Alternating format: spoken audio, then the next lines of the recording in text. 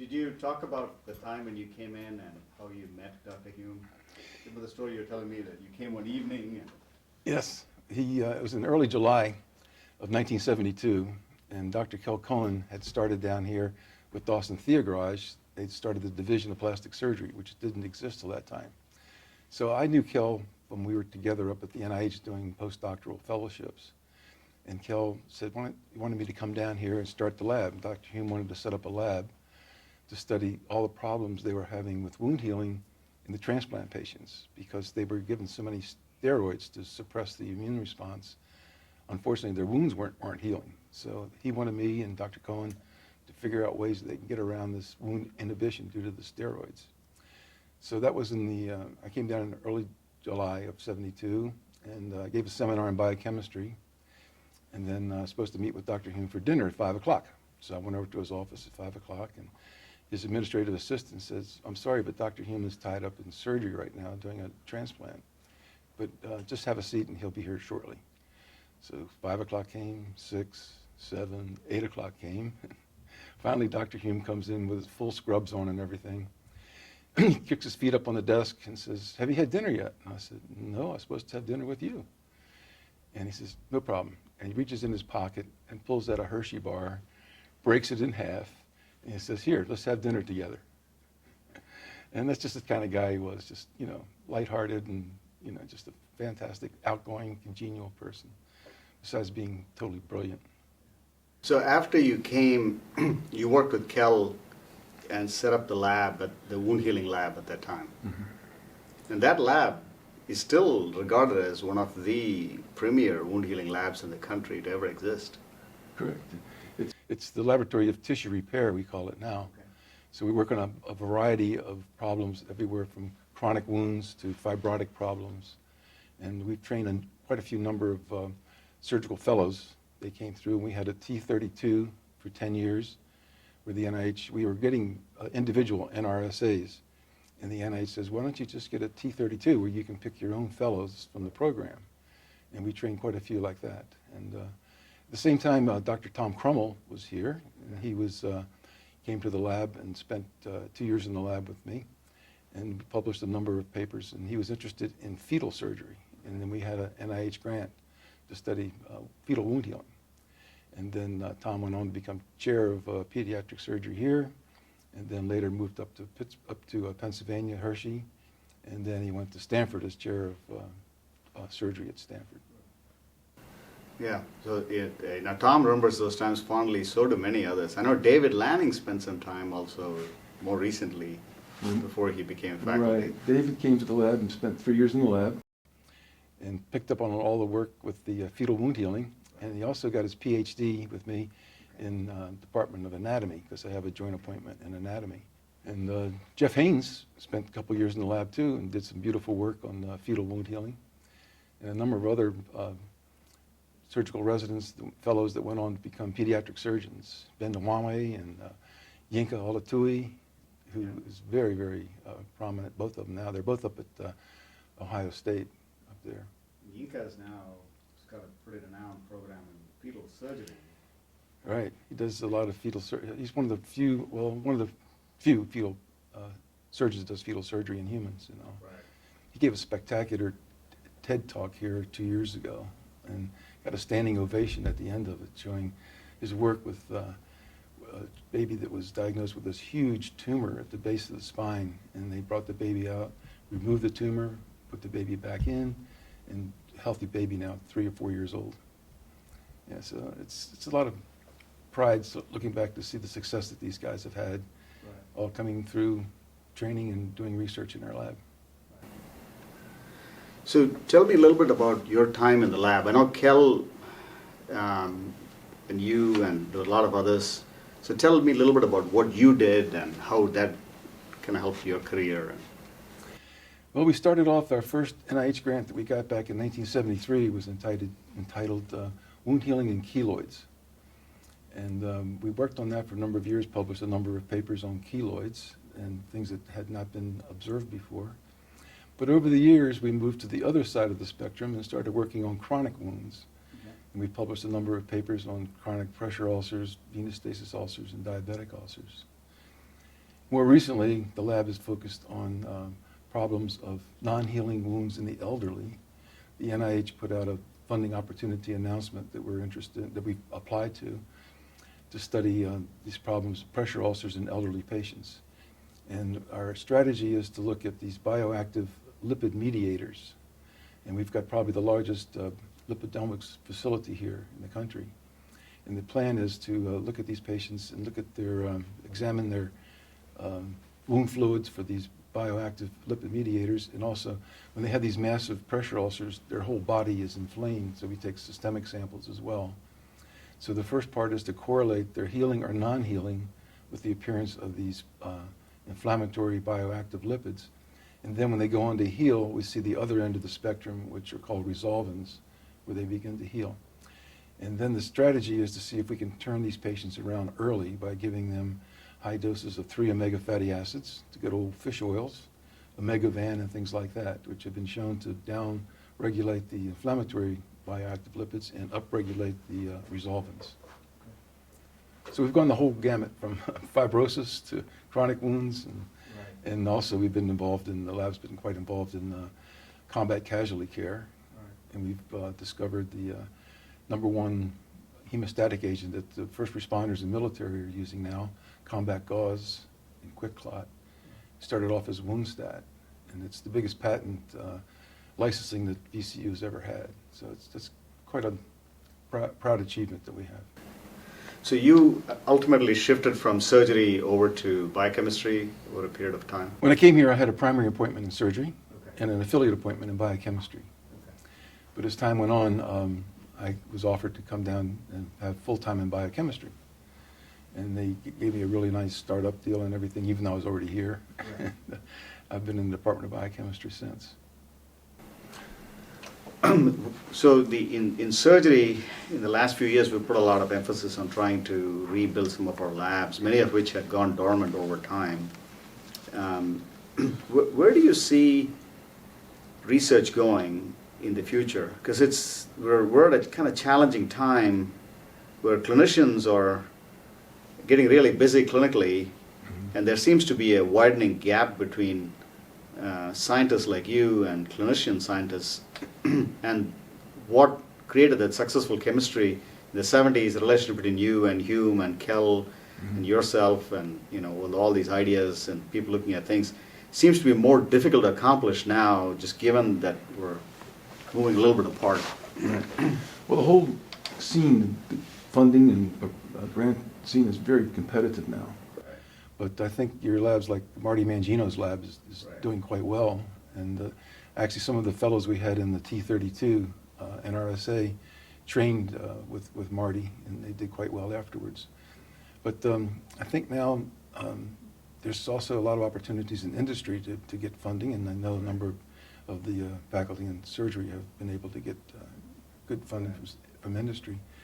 But I think, the NIH has cut back, way back on the training grants because they want to realign the workforce. They were training too many people that got out and they couldn't survive with funding.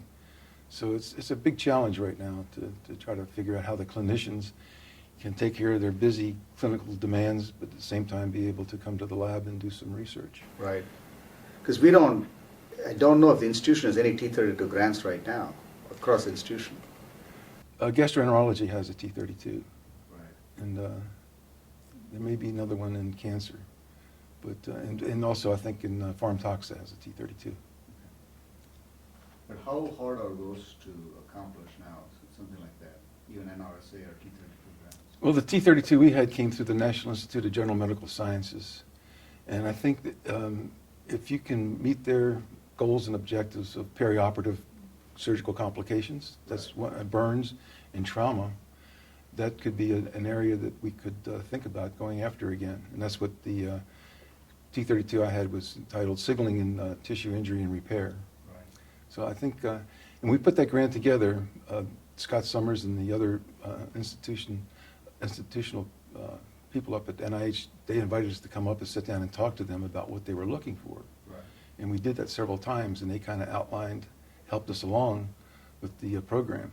So one of the things that I would like to see in the department is to create kind of go back to creating this generation of surgeon scientists. But that starts with, training early on, maybe even at medical school level, and get them interested in research. And surgeons, residents going into the lab, because currently, without funding, it's hard to support a resident's time in the lab. So you kind of get this vicious cycle that you can't get there because you can't put people in ahead of time. And I think that's one of the challenges that I think we'll need to address. When Dr. Laser Greenfield was here, he had a requirement for every surgical resident had to apply for an individual NRSA. And they were very successful in getting that. And that's when the NIH came to us and said, look, you're doing such a good job recruiting skilled clinical scientists, why don't you just put together a T32? Right. And that's how that took off. So it was a hard, fast requirement that Dr. Greenfield had, that they had to put in an individual NRSA. So if that's something you want to go after, I think that... I'd like to do it. How hard are those to come by, the NRSA grants? Are they harder to get now? They're just more challenged than they were in the past. But they also, NIH encourages the clinicians to go after them because they also have a repayment program for any debt that you might have, and you can get up to $60,000 a year to repay your educational debts. So that's an attractive thing to encourage young surgeons to go after. Right. And several of our fellows were able to get that repayment program. Okay. Something we should explore together as a group. We haven't done that recently. Yeah, put together a little task force, Marty Mangino and maybe Stephanie Goldberg. Right. She was one of our fellows too that came through here and trained and all. And she's very, very bright. Yeah, definitely. Good. So let's go back to history. When Hume was here, tell me a little bit about what happened, the energy of the division and the department and overall the health system, and how all that kind of came together under him. Well, he was referred to as King David because whatever he wanted, he would get one way or the other. And he put together the Nelson Clinic and supported all of us faculty. We could knock on his door, walk in his office anytime and sit down and talk to him. You didn't have to have a 2 weeks appointment in advance.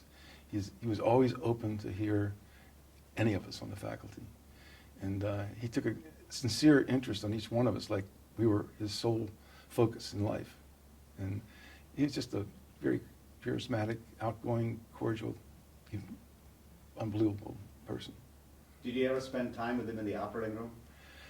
No, I spent time with Kel in the operating room as we were looking for various samples and tissues that we were going to explore after the patient had consented. Yeah. But I never had the privilege of going in the operating room with Dr. Hume. That would have been quite an experience. Yeah. So tell me a little bit about Kel. Because I got to know Kel when I came here, but by then Kel was retired. Yeah. And but Kel is kind of like a legend in the world of plastic surgery. Yeah. But a lot of the work that came out of the lab was work you had done. So to go back, Kel and I met at the NIH. He was doing a special fellowship in the Cancer Institute, and he got working with Harry Kaiser, working on keloids, and I was working with Beverly Peterkowski in the National Institute of Cancer Research Laboratory of Physiology. And as you know, the NIH has seminars all day long. They send this big yellow sheet out. And Kel and I noticed that we were going to the same seminars, and then we started talking to each other, and we had a lot of common interests. At that time, I was interested in collagen metabolism, and he was interested in fibrosis and keloids, and he got me interested in wound healing and keloids. So when he got recruited down here in 1972, July of 72, that's when he wanted me to come down to set up the lab, because Dr. Hume wanted to have this lab set up to study the complications we have with transplant patients, because they were getting large doses of steroids and they weren't healing their wounds. So Kel was a very imaginative guy. I mean, he was very creative, and he would just come up with off-the-wall things, but sometimes they worked, and a lot of times they didn't, but most of the time they did work, to tell you the truth. Yeah, he was a lot of fun to work with. And when I first moved here in 1972 in November, I stayed with he and Judy and his kids at their house on Cary Street for about 6 months until I found a place to live. And we had a good time together, socializing and doing some interesting things together. Yeah, because I remember talking to Kel about a year ago, and he was working on some cellular junctions and their impact on, I think he was trying to, he was looking at radiation, wounds to radiation. Yes. And he had some interesting ideas about connexon 45 and radiation injury. Right. And together with talking to Paul Ehrlich, we were trying to put together an NIH grant, even not too far back. And he was talking to Ross down at the Mickelson down at the Cancer Institute about how we could protect the tissue from radiation injury, because it evolved around protecting this connexon 45, we thought. So he actually wrote a couple drafts of a RO1, but unfortunately he got sick and we never followed it up on it. Now, there is a lot of interest now in both in cancer biology and cardiovascular biology on inflammation. Mm-hmm. And the result of all of inflammation at some point leads to fibrosis. Absolutely. So it almost seems like fundamental mechanisms of many pathological processes, such as cancer, cardiovascular disease, or go back to what you were looking at in your lab Mm-hmm. decades ago. So I just edited a book 2 years ago entitled Basic Biology and Clinical Aspects of Inflammation. And inflammation, matter of fact, I'm giving a talk in San Diego in May on inflammation, the mechanisms involved and how they affect healing. And we go into the mast cells and the macrophages and neutrophils. Certainly, there's a good side of it. It's a double-edged sword. You have to have some inflammation for normal wounds to heal. But when you get excessive inflammation, then you get this chronic wound healing problem that's seen in pressure ulcers, diabetic ulcers, and venous stasis. So the focus we have right now is to try to understand how we can perhaps control excessive inflammation so we can expedite and optimize the healing response. And it all circles around these bioactive lipid mediators like thromboxane, leukotrienes, prostacycline. And we have the largest lipidomic facility in the country right here to do all that type of work. So we're trying to down-regulate the pro-inflammatory mediators and then up-regulate the resolvins, which allow tissues to go on to heal. And if we unlock that secret, how we can do that. And one important clue we have is that 3 omega fatty acids, good old fish oils, can do that. They knock down the pro-inflammatory mediators and turn on the resolvins. So that we have an NIH grant pending right now to study that in these non-healing wounds in elderly pressure ulcers, where we can monitor their bioactive lipids and eventually see if we can do a clinical trial by giving them high doses of omegavan or 3 omega fatty acids to turn off the inflammation and turn on the resolvins. So inflammation is getting a lot of attention. I mean, it's always been important, but it's getting a lot more attention these days, like you say, in cardiovascular and cancer as well. Yeah, I went to my dentist the other day, and they were talking about how gingival inflammation and in the mouth can now trigger cardiovascular events. And well, that's interesting. One of my former students, Steve Offenbacher, he was the DDS and got his Ph.D. with us in biochemistry. He was the one, when he did his postgraduate work up at Harvard, discovered that the periodontal organisms are the ones that lodge in the heart that cause the cardiac problems, and also they can also cause fetal problems as well. Steve Offenbacher. But yeah, this interesting things. I got invited to a periodontal Gordon conference one time, and they wanted me to talk about pressure ulcers. I said, why am I coming to a periodontal conference? He says, well, there's a lot of similarities between pressure ulcers and periodontal disease because they're both driven by neutrophils. And the dentists were using doxycycline, low doses of doxycycline, to combat the periodontitis. And after I saw what they did, we came back here and we tried some patients with pressure ulcers, put them on 200 milligrams of doxycycline twice a day, and daggone, their wounds began to turn around and pressure ulcers began to heal. Because doxycycline has the ability to block the transcription and function of a very important matrix metalloproteinase 8 that comes from neutrophils. So we learned something from the dentist and applied it to typical, it's the ultimate of translational research, where you can take something basic like that turn it around and treat patients in the hospital. Let me switch gears again for a second and come back to the current situation. There's a lot of talk about basic science departments, clinical science department, future of basic science. Somewhat a little concerning to me because there is somewhat a perception that perhaps basic research is not as important and we have to focus on research that gets immediately translated to something we can do something for patients with. But sometimes, like what you said, basic science takes years, maybe decades, before you even understand what we're looking at and how we translate that into something. What is your sense of what's happening around the country, particularly in academic medical centers with regards to basic science departments? Well, I think there's got to be a productive interaction between the clinical labs and clinical sciences and the basic sciences. You know, the days of looking at isoenzymes and frog lips are over with. You know, you have to have something that's clinically applicable and translatable to the clinical. I actually participate in this session at the Symposium on Advanced Wound Care every year, and it's called Wound Scene Investigation. And what we do is it goes from, instead of going to bench to bedside, we go from bedside to bench. So we'll take clinical problems that are seen mostly in chronic non-healing wounds and dissect them out to talk about what's going on with the basic biology, cell biology, biochemistry, molecular biology. And the participants are mostly wound care practitioners, nurses, plastic surgeons, vascular surgeons, and they just sit back and say, wow, never appreciated what's going on at the basic science level. And our research all from the beginning has always been focused on clinically important problems, like fibrosis and chronic non-healing wounds and combat casualty. I think that's the secret to getting funded. You have to have something that's really, as funding's become so competitive, it's got to be translatable. And we got the CTTR here that's very important. Just sometimes feel like there is a little bit of a down emphasis on the importance of the so-called basic science departments.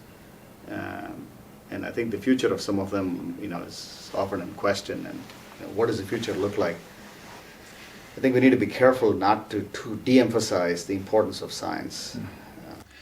I think one interesting strategy would be for the clinicians, surgeons, whoever, come and talk to some of the basic science departments about what their problems they're facing. And you can set up collaborations like that. Like recently, the new chair of internal medicine, Dr. Syme, came and gave physiology a talk and gave biochemistry a talk. And a couple of collaborations got kicked off looking at problems with pulmonary fibrosis and COPD because the basic scientists learn what's important clinically. And it's good for the basic scientists to know that so they can be more competitive when they go after research funding.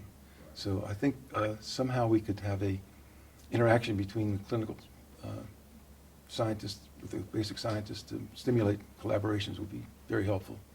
Well, look forward to it. I think that's a good idea. Should do more. Time is always the issue, but I think we should do more. So, you come and you talk to us about problems in cardiac surgery, reperfusion, injury, and things like that. And we've got a number of people here. Dr. Quresh, he's an expert in that area as well. So just set up some good collaborations. I think he does collaborate with some of you in the faculty. That's good. Well, look forward to more conversations. I appreciate the time. I really appreciate you taking time to talk to me. No, this is awesome. It's just like David Hume would do. No, this is good. Thank you so much.